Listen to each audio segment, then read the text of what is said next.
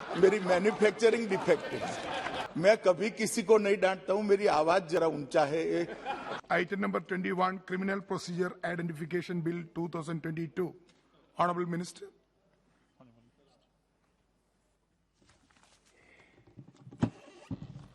माननीय अध्यक्ष जी, मैं प्रस्ताव करता हूं कि दांडिक मामलों में शिनाख्त और अन्वेषण के प्रयोजनों के लिए सिद्ध दोष और अन्य व्यक्तियों का माप लेने के प्राधिकृत करने का अभिलेखों का परीक्षण करने के और उसके संबंध और आनुषिक विषयों का उपबंध करने वाले विधेयक पर विचार किया जाए। माननीय अध्यक्ष जी, आज मैं ये महान सदन के सामने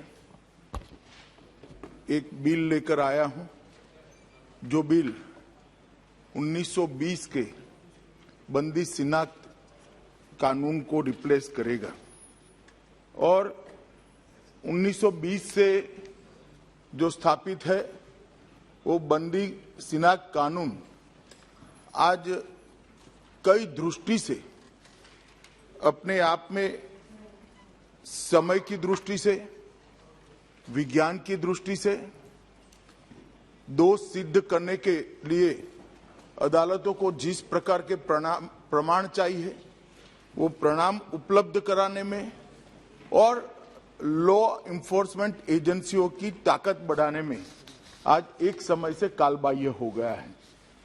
इसको रिप्लेस करके दंड प्रक्रिया शिनाख्त विधेयक 2022 आज मैं जो लेकर आया हूं, उससे ये सारे जो कालबाह्य हुए छिद्र है इसकी न केवल भरपाई होगी और दोष सिद्ध करने के प्रमाण के अंदर बहुत बड़ा इजाफा भी कर पाएंगे।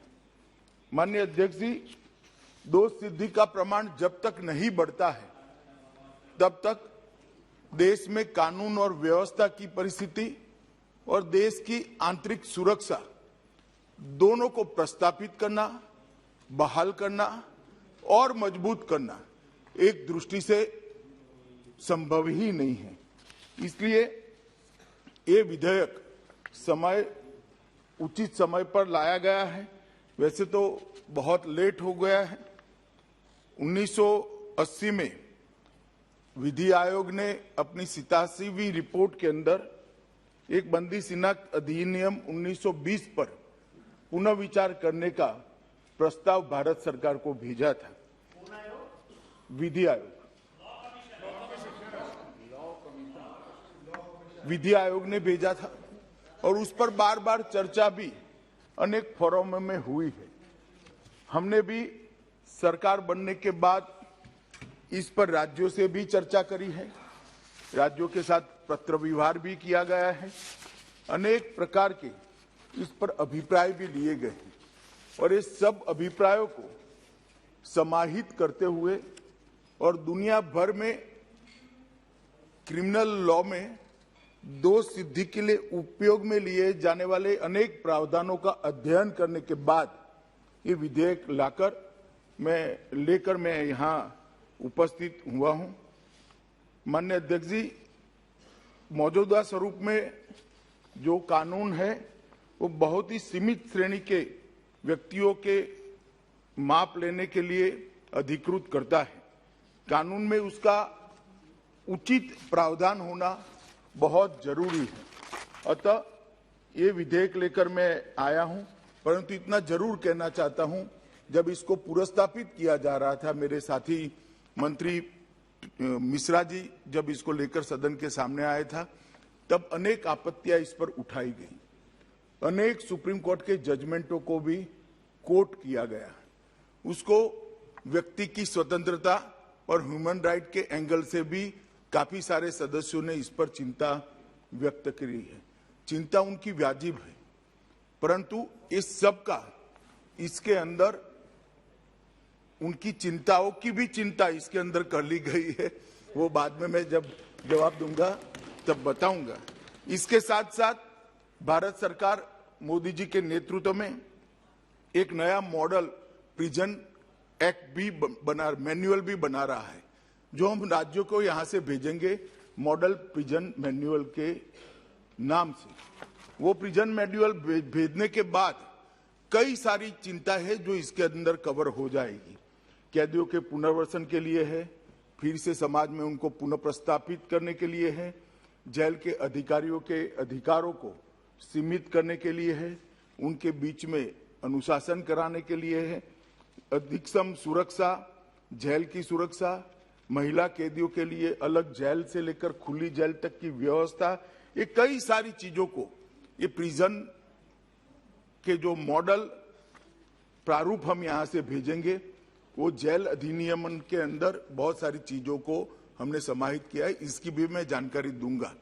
तो कृपया इस बिल को अकेले में आइसोलेशन में देखने की बजाय आने वाले मॉडल प्रिजन जेल मैनुअल के साथ मिलाकर देखना होगा और ढेर सारी चीजों को हमने स्वीकारना भी होगा कि समय पर अगर हम इसके अंदर बदलाव नहीं करते हैं तो हमारी अदालतों को जो साक्ष्य हमने दोष सिद्धि के लिए अदालतों की मदद के लिए जो उपलब्ध कराने हैं, इसमें हम पीछे रहते हैं, दोष सिद्धि का दर भी नहीं बढ़ता है और एक प्रकार से इन्वेस्टिगेशन के अंदर भी मदद नहीं मिलती है। अतः मेरा आप सबसे अनुरोध है कि इस पर सब अपने अपने विचार रखें। मैं भी बाद में डिटेल जवाब सदन के सामने रखूंगा और नहीं देखेंगे क्योंकि आप सरकार में नहीं हैं। अभी सरकार बना रही है, मैं बताऊंगा इसके बारे में। सरकार में आप होते तो जरूर देखते दादा। तो इसका भी मैं दादा ने जो कहा इसको मैं बताऊंगा, इसके कुछ डायमेंशन भी सदन के सामने रखूंगा। मैं एडवांस में आश्वस्त करने के लिए कह रहा हूं।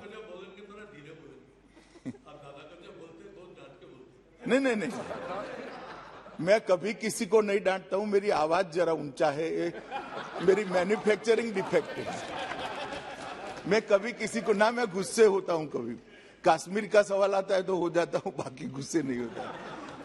तो माननीय अध्यक्ष जी, अतः मेरा सभी सदन के पक्ष विपक्ष सभी सदस्यों से अनुरोध है, इसको एक अलग दृष्टिकोण से देखा जाए। इसके पीछे सरकार की मंशा कानून को और ज्यादा मजबूती के साथ प्रस्तापित करने के अलावा कुछ नहीं है।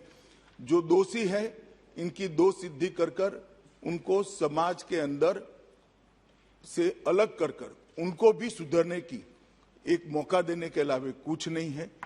और आगे पर यहाँ देश के अंदर आंतरिक सुरक्षा और लॉ एंड ऑर्डर मजबूत हो, यही हमारी मंशा है। धन्यवाद।